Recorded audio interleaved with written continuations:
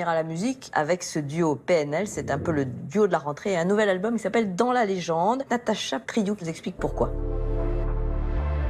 Il détrône Céline Dion au palmarès des meilleures ventes d'albums. Un mois après sa sortie, Dans la légende est déjà disque de platine, leur troisième album en 18 mois.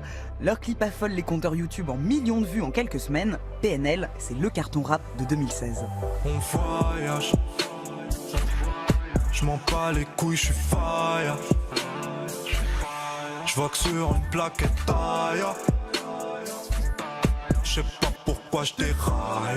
Derrière ces trois lettres, on sait peu de choses. Les deux frangins de 27 et 29 ans, originaires de Corbeil-Essonnes, se tiennent loin des médias et des majors. Autoproduit, PNL n'accepte aucune interview, aucune sauf une, pour un journal américain, de quoi bien attiser le mystère. Tu testes, on sort le bras. Je comprends pas pourquoi on ne comprend pas. Côté musique, ils importent le cloud rap, ou rap atmosphérique. Voix vocodée et nappe électro, PNL ralentit le tempo. C'est de la bonne à sa mère. Côté texte, ils chantent une jeunesse blasée et racontent le blues des dealers. Pas vraiment politisé, leur tube Le Monde ou Rien est pourtant devenu l'hymne du mouvement Nuit debout et des manifs contre la loi travail.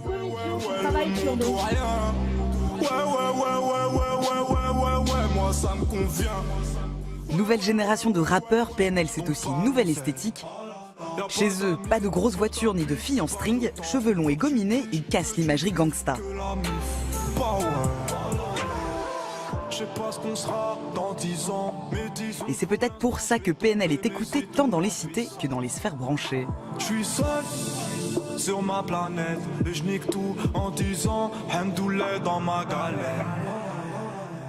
Alors ça vous intéresse l'univers de PNL? Oui, enfin le hip-hop en général, mais c'est justement un mouvement musical où il y a encore une grande liberté, une grande énergie. Enfin, je veux dire, et en même temps une totale indépendance. C'est-à-dire qu'ils ont compris, avant même la plupart des maisons de disques d'ailleurs, que le marché du disque, que le rapport à la musique aujourd'hui avait changé. Ils conservent une immense liberté et en même temps ça fonctionne. C'est-à-dire que le lien avec le public fonctionne.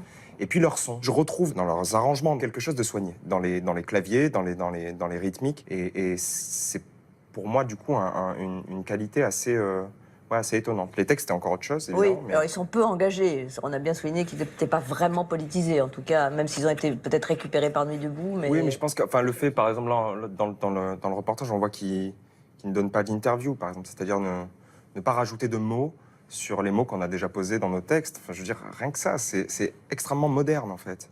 Et c'est profondément libre. Je me répète, mais ils ont tout compris.